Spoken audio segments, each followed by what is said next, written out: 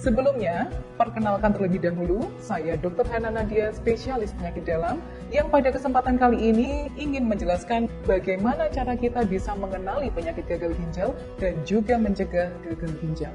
Nah, sobat sekalian, untuk mengawali segmen kali ini, saya ingin menjelaskan mengenai normal dari ginjal manusia. Normalnya, ginjal manusia ada 2 buah, terletak di bagian tengah dari punggung, di bawah kedua tulang rusuk kita, di mana ginjal kita memiliki fungsi yang sangat penting sekali. Fungsi yang utama adalah untuk membuang racun dari dalam tubuh atau sisa metabolisme dari dalam tubuh, dan juga membuang sisa kelebihan air dari dalam tubuh. Sedangkan fungsi yang lainnya adalah untuk mengontrol tekanan darah, membantu produksi dari sel darah merah, menjaga kesehatan tulang, dan juga menjaga keseimbangan kadar elektrolit. Nah, lantas banyak yang bertanya, Dok, seberapa banyak sih angka kejadian gagal ginjal di dunia ini? Berdasarkan dari data, maka 1 dari 10 orang di dunia ini mengalami gagal ginjal kronis. Dan gagal ginjal kronis adalah penyebab kematian ke-18 di seluruh dunia berdasarkan dari data pada tahun 2010. Lalu, apa sih dok yang dimaksud dengan gagal ginjal? Gagal ginjal sebenarnya dibagi menjadi 2, ada gagal ginjal akut dan juga gagal ginjal kronis. Pada gagal ginjal akut terjadi penurunan secara cepat dari fungsi ginjal, tetapi apabila diatasi dengan baik, maka fungsi ginjal bisa kembali seperti sedia kala. Sedangkan pada gagal ginjal kronis, terjadi penurunan dari fungsi ginjal secara bertahap atau berkala. Akan tetapi, fungsi ginjal sudah tidak bisa kembali seperti semula. Namun demikian, gagal ginjal akut apabila tidak diatasi dengan baik dan juga penyebabnya tidak segera diatasi, maka akan berlanjut menjadi gagal ginjal kronis. Lalu siapa saja dok yang berisiko untuk mengalami gagal ginjal? Ada beberapa kelompok atau populasi orang yang memiliki resiko tinggi untuk mengalami gagal ginjal. Di antaranya adalah penderita diabetes mellitus atau kencing manis, penderita hipertensi atau darah tinggi, lalu pasien obesitas, pasien dengan penyakit autoimun, pasien yang sering mengkonsumsi obat-obatan dari golongan pereda nyeri seperti golongan dari NSAID, dan yang terakhir adalah pasien dengan riwayat keluarga yang memiliki penyakit gagal ginjal. Berikutnya, apa saja sih dok gejala dan juga tanda dari gagal ginjal? Gejala dan juga tanda dari gagal ginjal diantaranya adalah jumlah urin berkurang atau tidak keluar sama sekali, kaki bengkak, sesak nafas, badan lemas, anemia atau tampak pucat, bisa kejang-kejang sampai penurunan kesadaran. Nah, apabila dokter menemui pasien dengan keluhan yang mengarah ke arah gagal ginjal, maka ada beberapa pemeriksaan yang akan dilakukan untuk mendiagnosis gagal ginjal.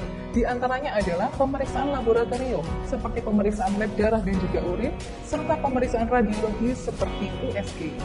Nah, apabila diagnosis gagal ginjal telah ditegakkan, maka apa dok terapinya? Apabila fungsi ginjal sudah sangat menurun, maka tindakan terapi pengganti ginjal atau renal replacement therapy harus dilakukan. Ada 3 modalitas utama dalam tindakan terapi pengganti ginjal. Yang pertama adalah hemodialisis, atau sering disebut dengan istilah cuci darah. Yang kedua adalah peritoneal dialisis, dan yang ketiga adalah cangkok ginjal atau transplantasi ginjal. Lalu, ini adalah bagian yang pasti paling ditunggu-tunggu oleh sobat sekalian.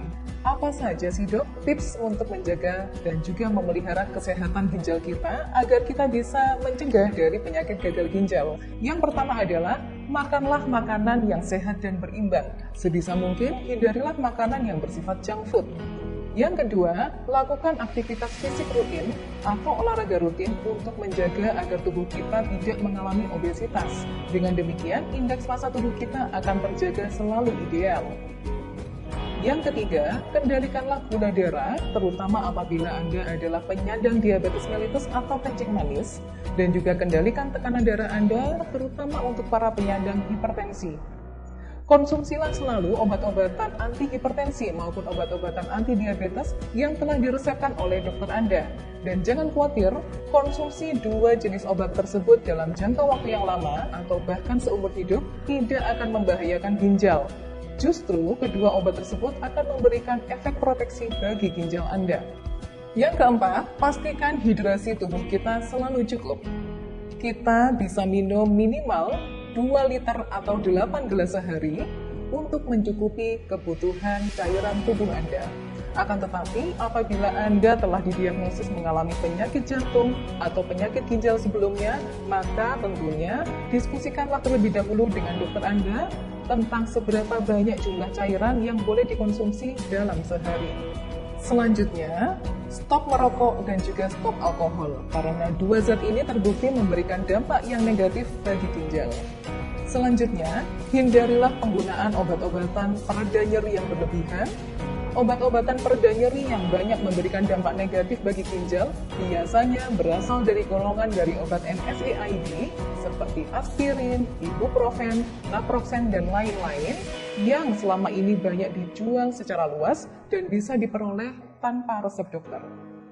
Dan yang terakhir, untuk populasi khusus seperti penyandang diabetes, hipertensi, pasien dengan penyakit autoimun, dan juga batu ginjal, maka Anda perlu melakukan screening fungsi ginjal secara berkala.